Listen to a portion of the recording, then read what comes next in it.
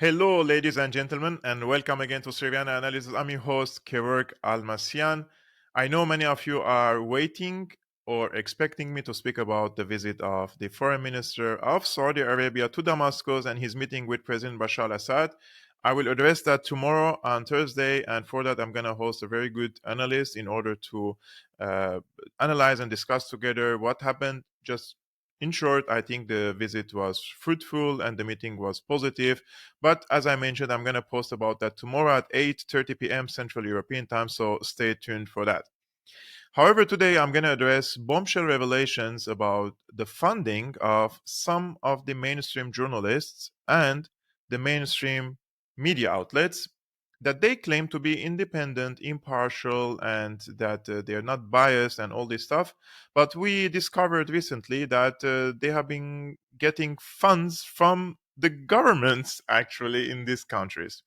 So before I jump into this issue, I just want to say that in the past 12 years, as a person who worked in online journalism or as a citizen journalist, in my opinion, the journalist's job is to deliver a message. And this message should serve the public interests of the general population, even if the general public isn't aware that this message that you're delivering to them serves their interests. For example, my position on Syria is based on the fact that I believe that the position that I have taken serves the general public in Syria or the majority of the Syrians. Even though some of these Syrians, whether they are in Syria or outside Syria, they do not see it that way and they do not think that the message that I'm trying to deliver serves their interest. But I do, with my bottom of my heart and with the knowledge that I have, I know that it serves them. And I know that some of them do not appreciate it, but regardless of that, on the long run, the message that I was sending since 12 years, it's proven to be more accurate, and these so-called experts on Syria proven to be wrong. So I do not care about the people's opinions, whether they call me names or smear me and everything. The message I'm trying to send is based on a few pillars, and one of it is that I'm a patriotic Syrian, and second of it, I'm anti-imperialist. So I do not see any point of American intervention in the Middle East except for destruction, or if the United States wants to cause chaos. And this has proven to be the case based on several experiences, historical experiences, whether it's in the Middle East, North Africa, Latin America, in Asia. And so people who read history, they know. History is an open book for you to understand what can happen at the current times. But a lot of people do not read history, or even if they read, they do not understand it or they forget about it. Anyways, in Germany, for example, we know that a lot of people are very, I would say, they believe in the mainstream media and they have this trust feelings that they trust the media. And during the pandemic times, for example, when I was talking to a German woman and I told her that the media is not telling us the entire truth, and she said, like, why would the media lie? This is the question. Yeah, why would the media lie? Because in lots of cases these journalists aren't independent and they aren't impartial, and they receive funds and they serve a narrow interests of the elites, and these elites, they have political, economic, financial interests. The people do not understand that the people in a position of power are different from ordinary people like us. These people have huge interests, and even behind these so-called elites, whether in Germany or abroad, there are still bigger people who support these elites in these countries. And we have seen this especially after, again, the pandemic and the role of the World Economic Forum in this regard, and Klaus Schwab, Bill Gates, and lots of these people who I genuinely dislike. But today I'm going to share with you, for example, an article that was published in a German media outlet called Junge Freiheit. It's a conservative website, and this is like a translation, automatic translation by Google. It says, "Scandal involving government-paid journalists widens." So the amount paid to journalists by the chancellery, and the federal ministries has increased by a further 686,000 euros. So far, only 1.47 million euros were known. In the meantime, the total has grown to 2.14 million euros. This is the result of new figures that the federal government submitted to the AFD parliamentary group at their request, and the Junge Freiheit has in detail. So the AFD is a far right group in the parliament, in the federal government of Germany, or the federal parliament of Germany, and they ask the government how much they are financing the mainstream outlets, and the government has to answer, and it appeared to be that this funding has increased for the mainstream journalists in the past few years. It is about the period from 2018 to 2023. The previous statistics, which caused a stir and led to a debate about the independence of the press, didn't include the sums that the Foreign Office, AA, and the Federal Ministry of the Interior, BMA, had done. The two authorities have now made their payments. The significant increase of 45.2% is exclusively due to the houses currently managed by Annalena Baerbock from the Greens and Nancy Faeser, SPD. So the Ministry of Foreign Affairs is managed by the Greens, and the Ministry of Domestic Affairs, or the Ministry of Interior, is managed by the Social Democrats, and they have increased their funding of the mainstream journalists since they arrived in power in 2021 by 45.2%, and the amount now it's above 2.1 million euros, for example, just going to certain journalists. And in the yellow, as you can see, most of the money goes to ARD and ZDF journalists. Those are two public televisions. So the AA, which is the Auswärtiges Amt, or the Foreign Ministry in particular, was very generous and transferred a total of over €500,000 to journalists. The Ministry of Interior, the BMA paid over 138,000 euros, particularly explosive. By far the largest part of the sum flowed here, as in other ministries, to employees of public broadcasting. Both ministries paid a total of over 609,000 euros to journalists from ARD, ZDF, and Deutsche Welle. That is 89% of the total amount subsequently submitted. The funds were due for moderation, media training, and other services. So the media policy spokesman for the AFD parliamentary group Martin Renner, who had made the request, said, I quote, "The new figures from the federal government clearly show that the swamp is apparently deeper than is already known. The federal government is apparently looking for prominent journalists in a targeted manner and provide for them, quote, with very generously paid secondary jobs. The public is nevertheless, quote, constantly feigned the song of praise from independent, non-state, and critical public service broadcasting."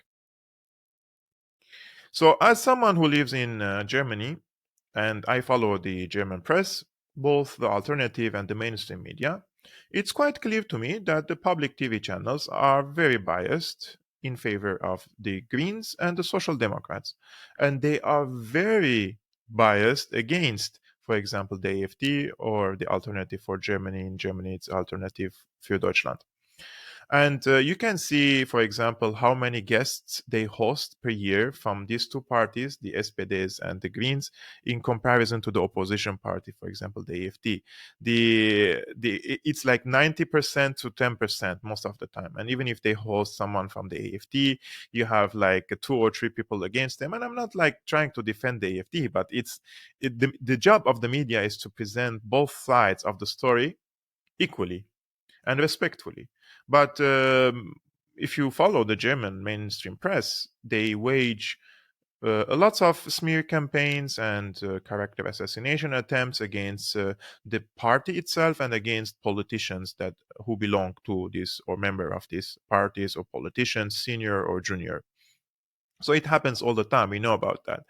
And I would like really to know more details about this funding, especially that some of these funds go to the ARD TV channel. And the ARD TV channel, they're the one who started a smear campaign against me in 2019 and called me names. And they even gave the impression that probably I'm some sort of a spy that came to Germany in order to spread the message of the Syrian regime, this evil guy, that I arrived in Germany and I am doing like I'm on a mission here, would really like to know if these journalists who prepared this reportage about me and later they were forced to delete this reportage because I had a very good lawyer and I proved that their claims were inaccurate and they deleted the reportage. But I would like to know if these people are funded by the government or not, because their institution receives this type of funding. Another TV channel that receives money that from the government, which is already mentioned, is Deutsche Welle. And if you watch Deutsche Welle Arabic, for example, I'm sure that most of you don't, because you guys are either Americans, Germans, Australians, or most of you are from, let's say, English-speaking countries, or you speak English, anyways. There is this neoliberal agenda that has been pushed on even Arabic audiences, and they are normalizing lots of things that isn't normalized, for example, in the Arabic communities. And I'm not saying it's a correct thing to do or wrong thing. It's just an observation. For example, if you watch Deutsche Welle Arabic and some of its programs, you realize that they are very like focusing on the LGBTQ plus community causes in the Arabic communities. It's like if there is 1 million Syrian refugees in Germany, and if there are, let's say, I don't know, 50,000 homosexuals among the Syrians or those who identify themselves that way publicly, they focus most of the time on these people. And it's in my opinion, these people deserve respect, deserve to their suffering, or if they have any problems to be addressed. But what I'm trying to say, it's a big focus just on this case, where other cases are being ignored and neglected most of the time, which gives you the impression that there is an agenda by these journalists and those who are funding these press outlets. This is just my observation in this regard. But one of the other mainstream outlets that recently we figured out that it's funded by, of course, the Canadians already knew about it, but I personally, for example, the CBS. The Canadian CBS pauses its Twitter account after government funded media label. So as you know, Twitter added titles under the media outlets. For example, the if you work for the Chinese government TV, it's under your name, it's written China affiliated media. The Chinese outlets are the same, the Russian outlets, the Iranian outlets, they're always this uh, not it's a Iran affiliate media, Russia affiliate media. And this started in, I think, 2020, in order to discredit these media outlets and try to say like they're not independent. Of course, they receive money from their governments. They can't be 100% independent. There is no way for that. But it happened only against these outlets and not against Western outlets who are also supported or funded by the government. So Elon Musk, since he took over Twitter, he started to add these labels also to Western mainstream media outlets. For example, the Canadian Broadcasting Corporation paused its use of Twitter on Monday after the social media platform owned by Elon Musk stamped CBC's account with a label the public broadcaster says is intended to undermine its credibility. CBC has sent a letter to Twitter asking the company to re examine the designation. Musk later tweeted about it and changed it to 69% government funded media. I mean, he's so fucking badass. Because the outlet says they are less than 70% funded by the government. So Elon Musk made it 69% government funded media. The CBC doesn't meet those criteria, Mar argued, I think she's the CEO or the director of the CBC, because it is publicly funded through a parliamentary appropriation that is voted upon by all members of parliament, and its editorial independence is protected in law in the Broadcasting Act. I mean, all these channels, they said nothing about the independence of the editorial team of Russia Today or Press TV, and how would they know the editorial team in these channels isn't independent? Like they spoke about this channel as if Putin gives them the instructions, right? And now when they receive this the same label, they are mad and they're leaving Twitter. And our friend Real Nico from the United States, he says the moment these companies get the same labels RT and Press TV and other news organizations received, they folded like a slide of melted cheese. The entire time they have been screaming, Kremlin funded or funded by the Iranian dictatorship, implying illegitimacy and bias when the entire time those organizations fell under the same category of funding, but were playing for the empire, so their bias was not only protected but encouraged. And I agree with him big time about this. And the issue of the CBC, it's even self-confessed by the CBC itself that they receive money from the government. So labeling it as a government funded, we either have to abolish this title for all on Twitter, because in my opinion, Twitter is now the new media, or we have to call everyone by its name. If the ZDF is funded by the government, it should be written it's funded by the government. Is the AFD funded by the government? It should be written funded by the government. If the CBC, similarly, and the RT and Press TV, all these channels, it's either for all or for none. This is my opinion about it. Now, there are a few articles that I want to share with you, which are really important in my opinion. So, after Elon Musk correctly labeled the CBC as a government funded media outlet on Twitter, the state broadcaster decided to rage quit the platform. Musk really pissed off the man who signs the CBC's checks, Justin Trudeau. And as always, when Trudeau is angry, he attacks the conservatives. Despite the fact that the CBC receives $1.2 billion, it's not like 2.1 million here like in Germany, it's like 10 times more, 1.2 billion annually from the government, and even openly admits to being government funded on financial documents, they think they shouldn't have to be accurately labeled on Twitter. In response, Musk hit them with the even more humiliating 69 government funded label. So this is a video I found. I want to show you this. Yeah, of course. When you try to play a video now on YouTube, it refuses. But I think it will work that way. So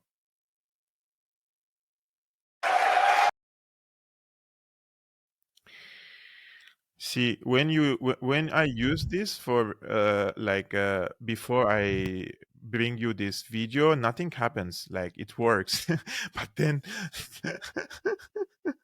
yeah, but I have already the the video is prepared again on YouTube for you. I will share with you. Just stay with me. Yeah, that's it. So Musk just humiliated the CBC into oblivion yesterday, and to say the woke public broadcaster had it coming would be an understatement. You see, up until yesterday, there were a few things that all Canadians could agree on, but one pretty safe, uncontroversial fact is that the CBC is government funded. The CBC publicly state that every year in their financial report. The Liberal Party likes to brag about how much money they spend on the CBC, and Justin Trudeau himself, he likes to make jokes about giving the CBC more money in return for positive headlines. You sometimes hear about liberal bias in the media these days, how they're constantly letting our government off the hook for no good reason. Frankly, I think that's insulting. It's clear that they let us off the hook for a very good reason. because we paid them $600 million. But when Elon Musk slapped a government-funded media label on the CBC's Twitter account, well, all hell broke loose inside the Canadian establishment. Justin Trudeau, in typical fashion, attacked Pierre Poilievre for some reason. The CBC publicly declared their editorial independence before shutting down all of their Twitter accounts. And ministers of the Crown labeled the opposition leader a threat to Canadian democracy, all over a simple Twitter tag. In response to this, Twitter has made their government-funded media tag more clear under the CBC's page. It now reads 69% government-funded media. Honestly, does it get any better than that? Drop a like in the video. Help us out by subscribing to the True. The issue of every single mainstream journalist who claim that when there is any action against their independence or any questioning for their independence, it becomes like a threat for democracy. And so if it's a threat for democracy, we have to take measures, legal, financial. It's a very fascist, in my opinion, approach. And the people who claim to be fighting fascism nowadays, this is just my opinion again, they are the most fascist people. And they impose their own way of life, their values, the way they see things, especially after the pandemic, on the people. And the CBC plays an instrumental role in crushing the people's morale and will after the pandemic and force them to accept the government measures. We're not going to speak so much details about it because YouTube, Uncle Sam of YouTube is already watching. And recently they deleted 5 of my videos for violating the community standards. So I have to be careful about this. But it's a quite bullshit because, for example, the CBC itself, and they published this. This is in 2021-2022 annual report revealed that the CBC received 1.4 billion, so 70% of its funding from the federal government, and you can see their annual report here. It's published on their website. So later the CBC has this tweet. They say, like they're having a conversation with someone and they say, "Hi, Michael or Michael, we are government funded, but that only covers a portion of our expenses. Advertising helps us cover costs across all platforms." So basically, most of the funding comes from the government and the rest are the advertising of on their TV outlets or their radio. So who are the advertisers?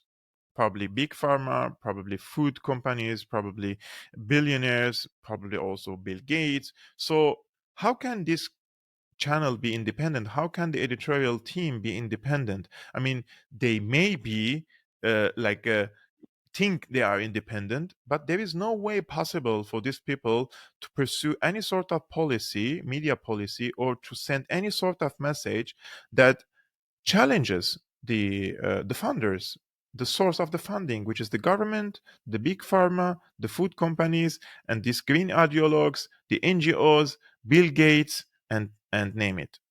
And this is all documentable nowadays, that Bill Gates, for example, spent tens of millions supporting journalists, media outlets after the pandemic in order to push the narrative. His narrative that he made billions of dollars in profits because of that, right? So another article about this case, which is also very interesting because every time Trudeau gets cornered, he, as it's mentioned here, he attacks the conservatives, and I'm not defending, of course, the conservatives. I'm just saying that every time Trudeau receives a blow, whether it's media or political, he accuses the conservatives. I do not know why he didn't mention Elon Musk after the CBC's label, because apparently he's very, very, very angry that Elon Musk labeled them as government-funded. Check. I think it says a lot about the Conservative Party of Canada. They're choosing to constantly attack independent media organizations, journalists who are working hard to keep Canadians informed and support our democracy. Yeah. CBC Radio-Canada serves right across the country, delivers local news and local content in many regions of the country that, yes, has been challenged over the past years, but the idea of adding to that challenges and laying on by attacking this Canadian institution, attacking the culture and local content that is so important to so many Canadians, really indicates the values and the approach that Mr. Poilievre is putting forward. And I think it is telling that in order to attack this institution that is important for many, many Canadians, he runs to American billionaires, the tech giants that they continue to defend in committee and in their approach on our legislation to make tech giants pay their fair share. Conservatives are always there to defend them. So when they're trying to attack a foundational Canadian institution, the fact that he has to run to American billionaires for support to attack Canadians says a lot about Mr. Poilievre and his values. Actually, the Prime Minister of Canada going in public and defending the CBC tells you everything you need to know about this case and how important the CBC is for Trudeau himself, his policies, and the narratives that he's pushing for some time now. Because, in my opinion, were it not for the media, and especially after 2020, there were so many things the governments couldn't have done. And the same thing applies for wars. And remember what Julian Assange said. Journalists and media outlets were able to stop wars if they have told the truth about it. And his idea was of telling the truth or publishing the truth in order to show the people the real reason behind these wars. And because the people in general, they don't like wars, they have to be fooled into wars. So the media's role here was to sell the narrative of the government, sell the war to the people and sugarcoat it in a humanitarian basket or humanitarian cover or other things. Fear-mongering works a lot. Saddam is going to wage chemical attacks on us in few seconds. Al-Qaeda is going to commit horrendous massacres in the United States. This and that. You have to keep your people on a constant alert and push fear-mongering in order for them to accept certain measures that doesn't make sense for them. The same thing after the pandemic. All these restrictions and measures that have been taken, and a lot of them proven to be now either counterproductive or they didn't bring the results that they told us that will be brought for us. So the results were not positive for us as general public, but the media played an instrumental role in this, in selling the narrative of the government and the people behind the government. So I believe journalism is in a very big trouble, and we're living in very dangerous times because there is this intermarriage now between the press and the elites, and they have, in my opinion, huge power now over the people and power to shape the public opinion of the people about very sensitive things that affect us on a daily basis. There is a radio host that it's just a funny clip that I watched. He's Glenn Beck and he's mocking these labels, and he says he believes that Elon Musk bought Twitter by 44 billion just to troll the media. You see, I love Elon Musk. He is now flagging, NPR and PBS as government-funded corporation, Radio New Zealand, Australia Broadcasting Corporation, tagging them all with government-funded media. Now, he also said government-funded media on the BBC, but he has rebranded that as publicly funded media. So now everybody's like, oh, I want publicly. Yeah, publicly funded sounds way better. Way better. But isn't it amazing how much they're screaming about this? Yeah, did you see, too, that Elon Musk was, I guess the CBC, the Canadian broadcasting company, came back and said, yeah, we're only 70%. We're less than 70% government funded. So he changed it to 69% government funded. Oh, my gosh, that is so funny. This just seems like he just paid $44 billion to screw around. Oh, I think it's great. I mean, it is entertaining.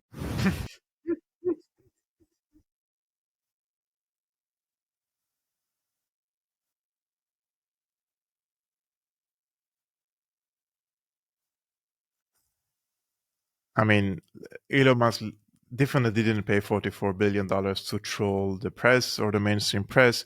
But Twitter has become the new media. And people who want to access political information, news, analysis, commentaries, etc., they're going mostly on Twitter. And now Twitter is also becoming creator-friendly platform. And I'm not defending Elon Musk because I believe any billionaire, they have also their narrow interests, right? But the situation before Elon Musk took over Twitter was worse than the current situation. And the shadow banning, the removing, canceling people every day. Like I used to receive non-stop notifications on Twitter say that I'm getting new followers, but the number doesn't change for a very long time. And now all of a sudden every day the numbers are increasing 100 new followers every day. So what happened? We don't know. And Twitter has been used is being used by intellectuals, journalists, politicians, diplomats. So also I would say decision makers, right? Or people who try to shape public opinions for those who are engaged in the public affairs. So it's very important platform in my opinion. And previously it was really, really bad. And now when Elon Musk bought Twitter, in my opinion, he saved a lot of people from canceling. The concept of freedom of speech means it's about accepting opinions of people who you disagree with. And just 1.5, 2 years ago, lots of people were canceled from Twitter just for expressing their opinion. Medical professionals, they were deplatformed for disagreeing with the pandemic measures. And the people who took this decision, they don't have any medical expertise, but they received instructions from the US government and other governments. And the governments were collecting all the data from the Twitter for themselves, and they're spying on people and even reading our DMs, our direct messages. And this is something also revealed by Elon Musk recently during his interview with Tucker Carlson.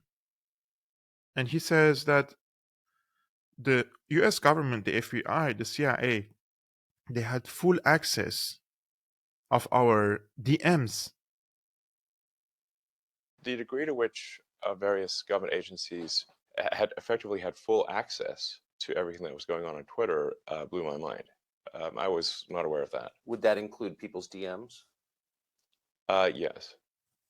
The degree to which So even the DMs were monitored by the governments or the security apparatuses. So did Elon Musk change this? We don't know. But apparently there are big-headed people are mad at him. And we hope that he stopped this, and we hope that he would make our DMs encrypted so we can also communicate with our contacts, with our sources, with more privacy, because that's the essence of journalism, and we use Twitter for that. And today I applied for the subscription for Twitter. I think it's called super subscription or something. So that means if they accept my request, I will start posting exclusive content on Twitter in exchange for subscription from my followers. For example, I think they would pay like $1 or $2 per month. I'm not sure, but that would be also nice income base for the creators, especially for independent journalists like me and many others, that we rely on social media and our popular base and the people who believe in us and believe in our messages to support us, right? So what do you think about that, guys? Do you think it's a good step for me to also post exclusive content on Twitter for in exchange for, like, let's say $2 or something, or $1 subscription fee? What do you think about that? Please let me know your comments below. But till then, if you want to support my independent journalistic commentary analysis work, please become a patron. Link in the description below. It's very important for me. And don't forget, tomorrow I'm hosting a very good analyst in order to discuss the Saudi-Syrian rapprochement and the visit of the foreign minister of Saudi Arabia to Syria. So definitely stay tuned for that. Subscribe and hit all this stuff, the bell and the like and stuff. And see you tomorrow.